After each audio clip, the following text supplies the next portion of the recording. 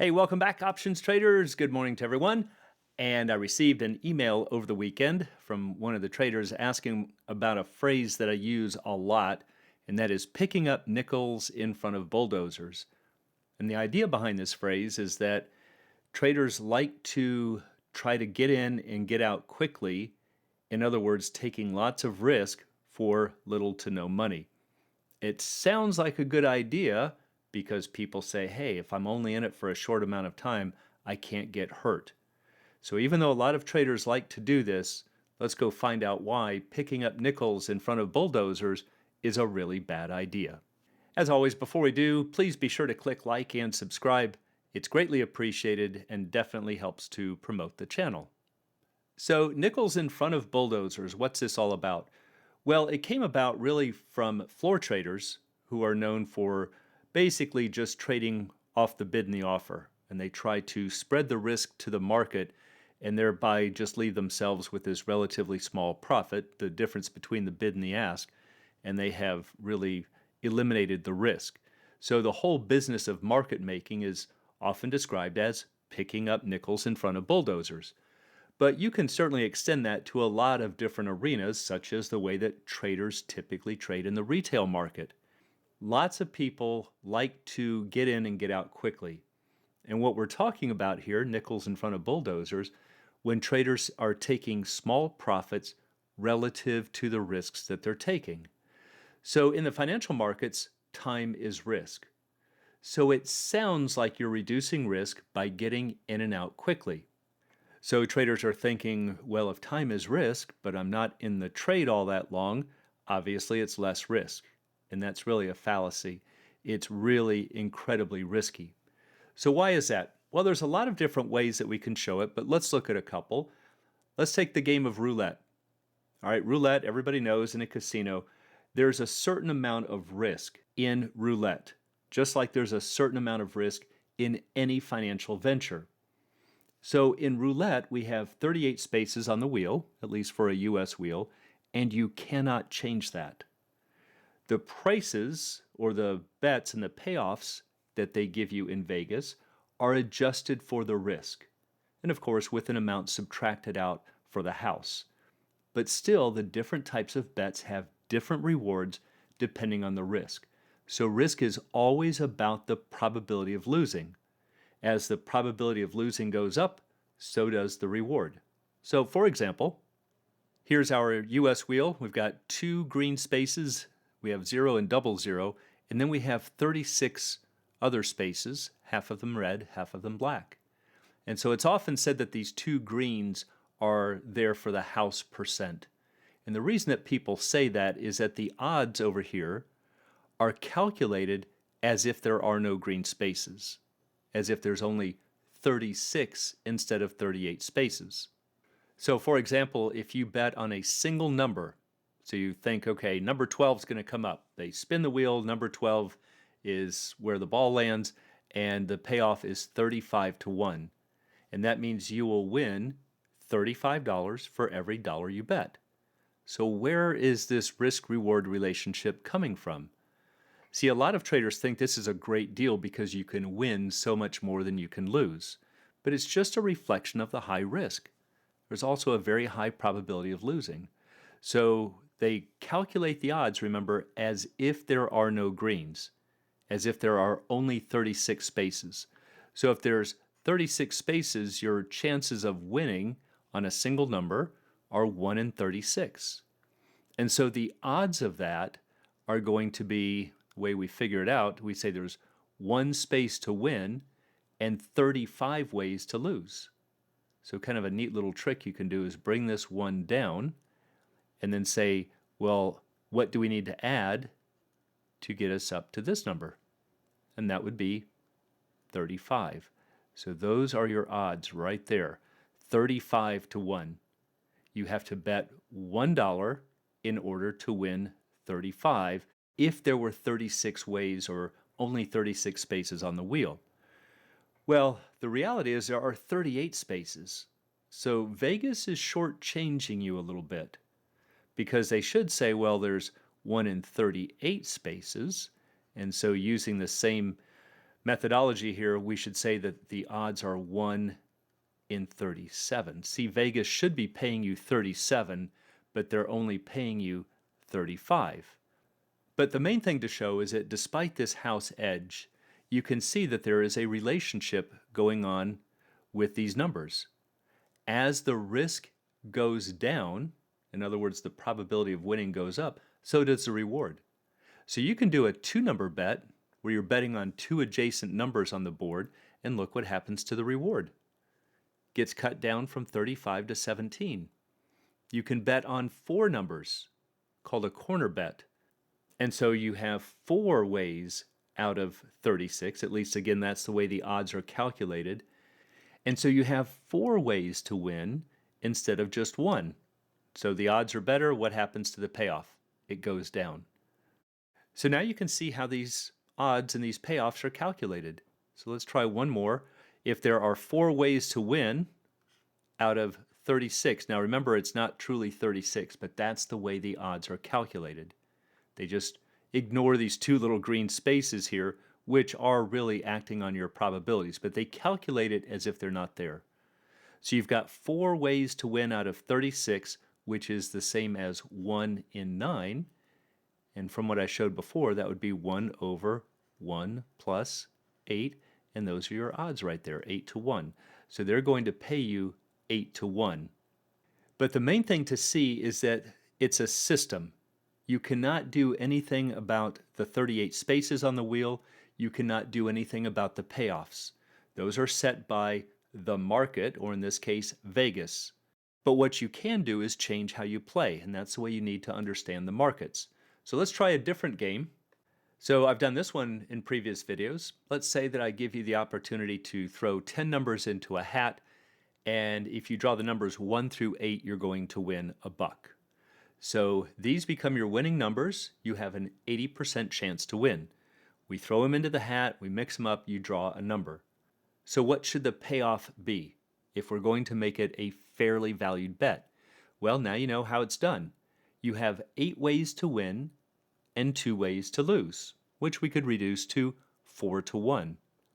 And because the odds in this game are in your favor, we would say the odds are actually 1 to 4 on, and that means you would have to actually bet $4 to win 1.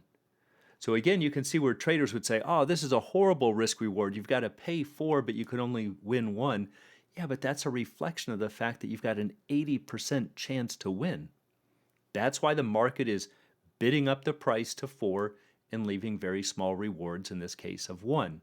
But the point to see is that for any game, we just looked at roulette, here's an imaginary hat game, it doesn't matter. If it's some type of a bet or some type of a game where you can get a financial reward, there is going to be a pricing system based on the risk. And the only thing that you have as a trader to change is the way that you play it. The market sets the prices. You can't change the risk in the market.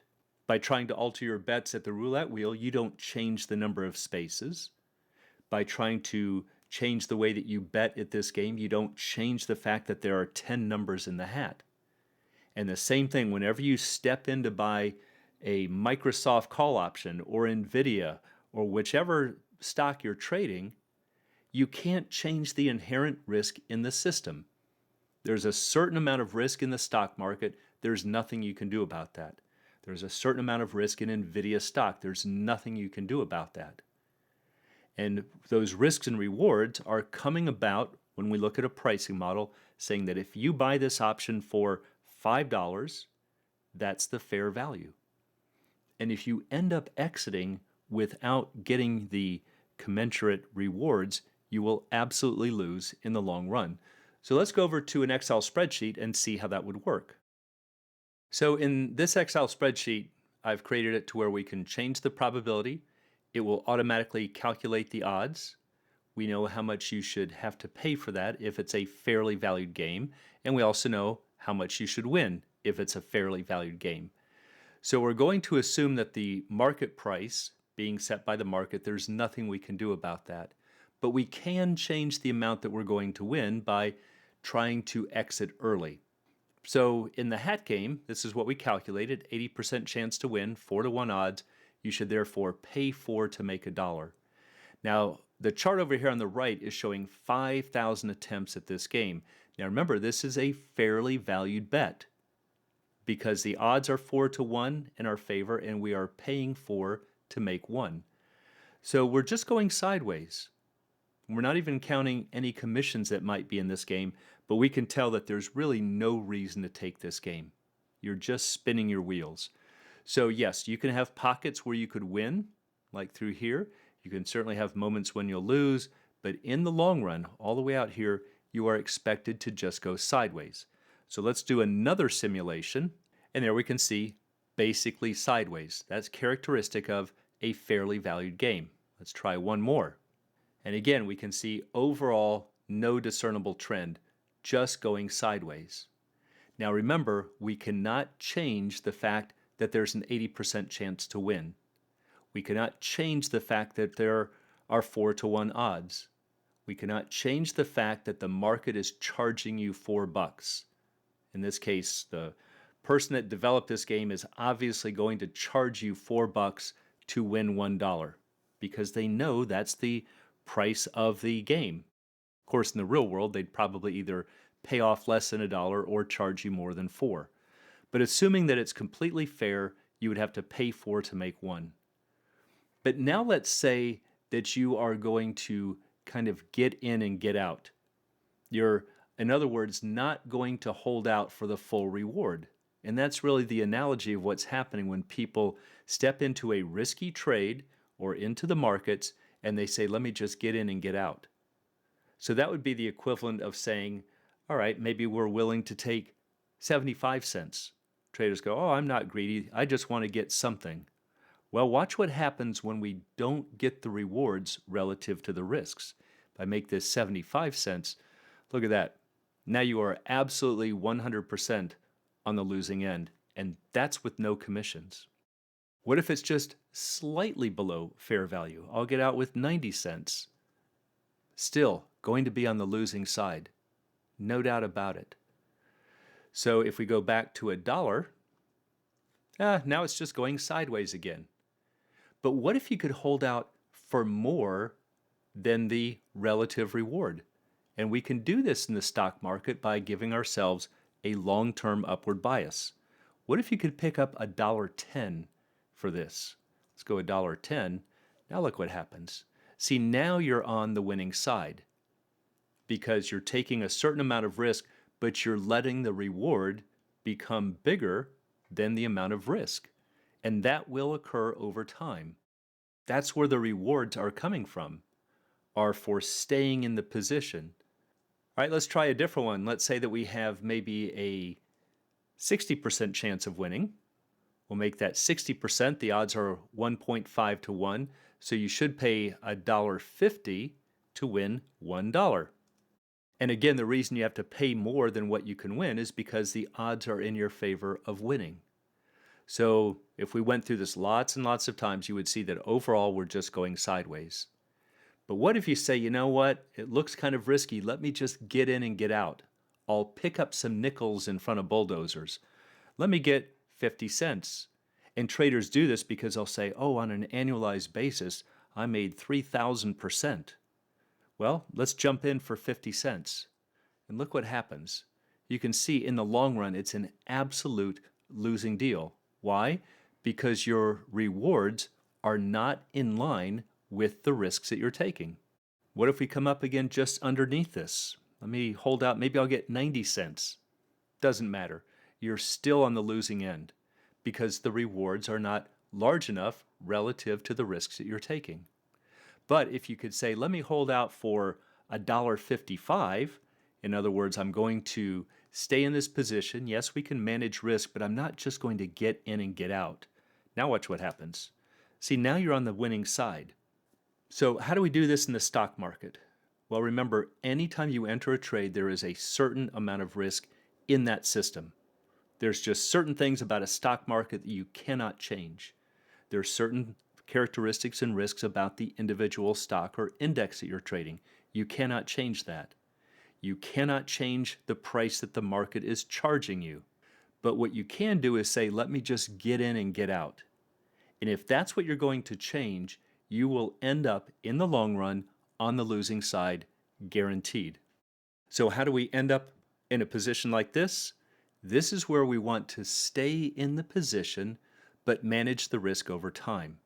And that's why you need to understand your option strategies, pricing, hedging, rolling, and morphing.